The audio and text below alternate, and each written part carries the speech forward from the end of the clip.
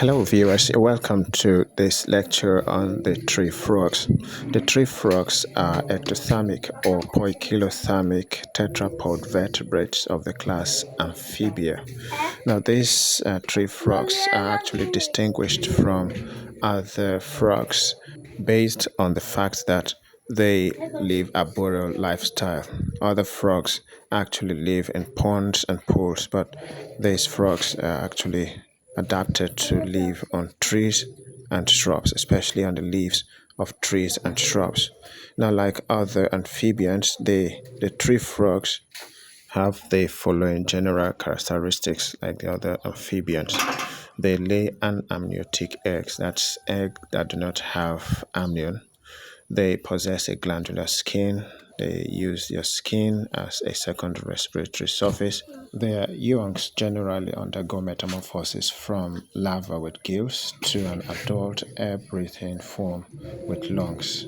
The adults possess two lungs. The tree frogs, like other amphibians, possess a three-chambered heart.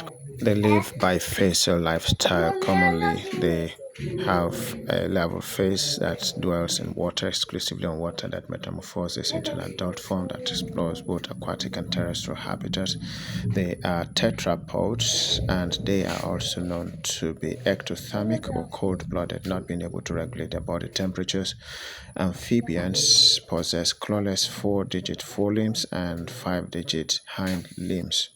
They superficially look like the reptiles. Now, the tree frogs have the following adaptive features that enable them to survive on trees. The tree frogs have sticky toe pads that enable them to cling to the leaves and stems of trees. They can even stay upside down on the trees, and this is an adaptation for them to live on the trees. And they also possess a very light weight, which exerts little or no little pressure on the leaves. They also possess a permeable skin that is able to soak water through it and keep the skin moist for also respiration. And these tree frogs basically are also able to camouflage. They are able to change their skin colors to adapt to their surrounding environment, like you can see in this tree frog that's on a flower that has red and yellow colors. It's able to adapt its color to the color of the flower. Also, this frog on this green leaf has changed its color to green. It is an adaptation to escape from predators. It's able to change its color to the color of the surrounding environment. That's what we call camouflage. Now, the reproduction of the tree frogs. The tree frogs carry out sexual reproduction. They are oviparous, that means they lay eggs. The frogs carry out external fertilization, as it is shown on this video. The male frog clings to the female frog, especially in an area of the leaf that has water, and while the female releases her eggs, the male releases sperms, and the sperm fertilize the egg externally. And then shortly after fertilization, the tadpoles develop and the eggs. Though there are some tree frogs that do not do this on leaves of trees, particularly the Pacific tree frogs actually had to go to ponds and pools to lay their eggs. They lay their eggs in clusters of 10 to 80, typically attached to vegetation in shallow, still waters. Each of the cluster is a soft, irregular shaped mass that does not hold its shape out of water. Or those tree frogs that lay their eggs on leaves of plants in most cases. When the eggs hatch into tadpoles, the tadpoles eventually fall into nearby freshwater bodies where they gradually metamorphose from that juvenile stage to an adult stage. So basically, in most cases, the tadpoles complete their development in ponds and pools. Now they eventually form and become an adult and continue their arboreal lifestyle. They eventually move to inhabit the leaves of trees and shrubs to continue their life cycle.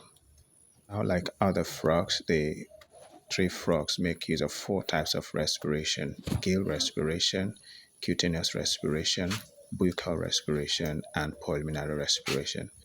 The tadpoles or the juveniles make use of gills for respiration, which is called the gill respiration, and they also make use of their skin, their moist skin for respiration, which is also called cutaneous respiration. The adult tree frogs actually make use of three types of respiration. They make use of cutaneous respiration, that's the use of the skin. Oxygen diffuses directly from the skin into the blood vessels, and carbon dioxide is released and diffuses out of the skin. They also make use of buccal respiration, in which they use their mouth for respiration. The lower surface of their mouth can carry out gaseous exchange. And then pulmonary respiration, that's the use of the lungs for respiration.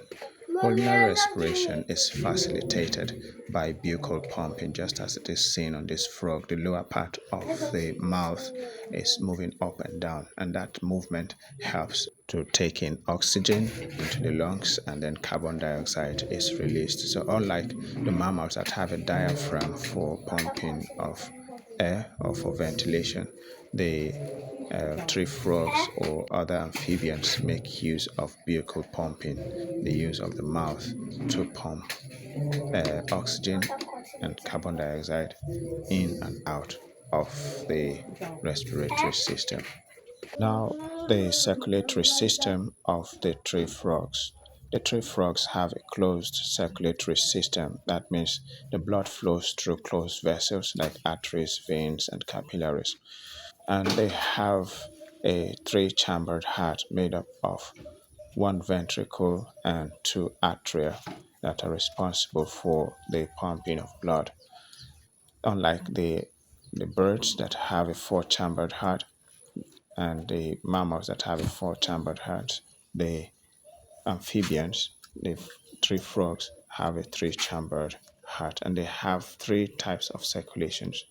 They have the coronary circulation or the coronary circuit, the pulmonary circuit, which is the pumping of the circulation of blood from the heart to the lungs and back to the heart, and then the systemic circulation.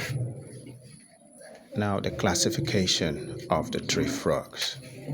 Like other frogs, the tree frogs belong to the kingdom Animalia, the subkingdom Eumetazoa, the phylum Chordata, the subphylum Vertebrata, the class Amphibia, and they belong to the other Anura, that's amphibians that do not have tails. Then they belong to the family Phacophoridae and the genus Polypidets. These three frogs are called Polypidets species. Thanks for watching. I am Dr. Gijo Aibapriya Hari, and I want you to continue to watch more of my educative videos from my YouTube and TikTok channels.